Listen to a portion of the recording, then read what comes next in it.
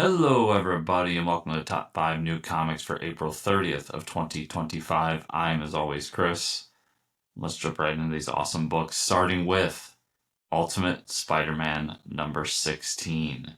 This is written by Jonathan Hickman with art by Marco Checchetto and colors by Matt Wilson. I mean, once again, I just really love this Ultimate Universe that they're cooking up here at Marvel. This Spider-Man book's been phenomenal from moment one. Just Hickman's been putting together something really cool, unique, special here with a middle-aged Spider-Man who just gets his powers, trying to figure out the world after he had already done all the things, having his career, getting married to MJ, having the kids, all those things, and then all different things that come along with that along the way. And now we're at the point in the story where his friend Harry, the Green Goblin, who in this world was a good guy, is dead, and they have been on the run. We also find out that his son has this other Spider-Man suit that's very Venom-esque, but we'll see what that ends up being. And he is also running around as a Spider-Man as well. And it seems like in this issue, we might be taking a little bit of a turn and getting the secret origin of the Mysterio of this world. And if you haven't been paying attention, we've been dealing with the Sinister Six in this long story arc that Hickman's been putting together, and Mysterio's been one of the characters involved in there. So to see where he's coming from, what's going on with him, all these, I'm just interested in building this world further and further, and how the differences lay throughout it. And then we also get Marco Checchetto back on the art, which is going to be so great because I love the issues that he's involved with. Phil and artists have been really good, but Checchetto is just on his own plane of existence when it comes to the art. What he does with characters like Spider-Man, and I really loved him on his Daredevil run too, is just very unique. So after that, we've got Godzilla versus Spider-Man number 1. This is written by Joe Kelly with art by Nick Bradshaw and edited by Mark Panacea. Round 3 of the Godzilla versus books. I've loved these books. They are very paint by numbers, what you expect. Hero fights Godzilla in whatever era we're talking about. Something else pops up. Hero has to team up with Godzilla to take down the bigger threat. Uh, I mean, if you've read a comic book crossover at this point, you should know what's going into it. It's all about the spectacle, the fun, the amazing action that's going to happen in this. And for this, we have a 90s Spider-Man because you can tell right on the cover that's showing on the screen right now. We've got the black suit Spider-Man going on. I'm very interested in how Spider-Man is going to fight Godzilla and what's going to happen here. And also just every issue has had Godzilla take on a power from that team. We had with Fantastic Four, he got the power cosmic to take down Galactus. In the last issue with Hulk, he became a gamma radiated Godzilla to take down the big monster that he had to take down. I think we know where this one's going. He's going to become a Venom Godzilla. And that to me just sounds awesome. I'm really excited for this book. They've been a ton of fun. And I think that Marvel's handled these the right way and doing just fun spectacle Godzilla books and throwing their characters in with it. It's going to be a great time. After that, I have Space Ghost number 12. This is written by David Pepose with art by Jonathan Liu and letters by Taylor Esposito.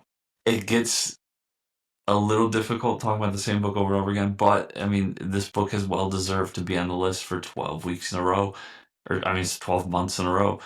It's a phenomenal series of just superheroics of this classic character that's finally getting his due. And I love that David and Jonathan have been on this book from issue 1. They've done everything together on it. And I love that they've created this world that's been just so phenomenal and shown so much love for the source material while at the same time really bringing it to a new level and not only modernizing it but making it a little more adult, adding some real conflict in there, really building out the villains to their worst versions of themselves. Everything here has been great. And I feel like this issue, based on what we're seeing in the solicits, is going to be a culminating of everything that they've done. We've got the Council of Doom. They've got Space Ghost kind of on the edge. This might be our Empire Strikes Back moment for the series. We will see. But the book's been just really great. And if you're not picking up Space Ghost, I know trades are coming out for it right now. And I just cannot recommend enough grabbing a copy of it. After that, I've Lost Fantasy #1. This is written by Curt Pires with art by Luca Casalegua. So I saw this book being solicited, and they're making a lot of Final Fantasy feels to it. I mean, one of the covers for it is literally a Final Fantasy VII homage cover. And I love that he's creating this world where magic myth monsters exist, but inside of our world. So it's almost like Final Fantasy existing on another plane on our world. And there's been this conflict going on, and we don't know much about it, but it's really gonna just break out into the open for everybody. I love the art direction. I love the premise. Curt Pires has been a guy that has been quietly underneath the surface, building this fan base and doing really cool books with like Comixology Originals, some at Dark Horse, and just across the industry, and building his fan base and making great books along the way. And I always feel when you get that Image comic, especially that one that they're really pushing and they feel heavy, like really good about, that this is your breakout moment in the indie space, or the creator-owned space, if you will. uh, Lost Fantasy feels like a chance to be something cool and special, and I look forward to picking it up. And I just can't say enough. Like fantasy, a little bit of horror, a modern setting for it. There seems like something really cool here that could break out. And yeah, it'll be probably the first book when I get home Wednesday that I pick up and read, because I'm really excited to see what Kurt and the team have in store for us in this one. And if it's something that's going to make that jump for me, for others, just across the board. And then we are going to end with Planet Death #0. This is written by Robert Venditti and Derek Kolstad, with art by Tomas Giorella and colors by Dave Stewart. This is big for me on multiple occasions. This is the first time I get to talk about a Bad Idea comic on this, because of how they've really solicited their books and done it over the years. They've gone a certain way to build a fan base. And we'll say that if you don't know about Bad Idea, they were really like the cool kids club of comics for a little while. They were only allowed to be in certain shops. You could only get them a certain way. They had little fan clubs involved. Then they started getting involved with Kickstarter for like collected editions or new OGNs and stuff like that. And this is gonna be the first time that they are solicited through one of the major distribution firms to be everywhere. Anybody can get this book. Some people have an issue with what they've done over the years. I understand it fully. I think it's a cool marketing ploy that they've done for a while now to get their books out there to people and build kind of a mystique to what they're doing for this moment right here. And what I love about this moment, and we'll talk about the book a little bit in a little second.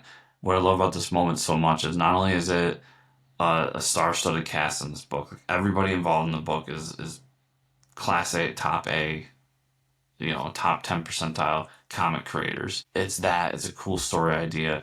And then to launch it the week before Free Comic Book Day is just ingenious. Like, that's the way to really come out in the open and say, we're here, we're ready. And I love it. I love everything about it. So what is this comic about? Basically, there's obviously going to be little twists and turns along the way, but the basic idea is we've got this militia group that goes off to planet. They find this planet that is very hostile in a lot of ways, and when they get there, they find some sort of enemy, and everybody dies except for one. And now we got to follow this one guy, Scott, has to do what he has to do to survive. He has to cross enemy lines. He has to survive this terrible planet. He has to just evade things that are going on and deal with the natural predators and what's going on in this world. So it's all about exploring this hostile world across space.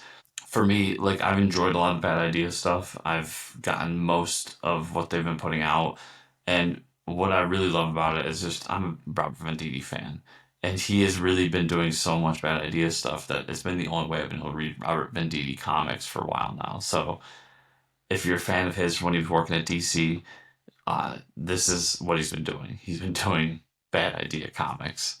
So I think it's gonna be a really cool book that I look forward to seeing how they pull it off altogether.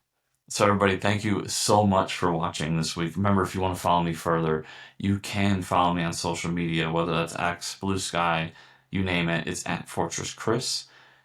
And if you want to see some of my writing, it is at chriscomicscorner.substack.com. We do a bunch of stuff like crowdfunding spotlight, the retro reread series. Right now, we're reading Fool Killer, and then other things I do there as well on occasion. And then there's also my podcast, which is the Fortress of Comic News. Every week we have a new comic creator on the show. We talk about comics. We talk about what's going on in the industry, things like that. So make sure to check that show out as well, both audio and here on YouTube. And then as always, everybody, thank you so much for watching. I'll see y'all here next week.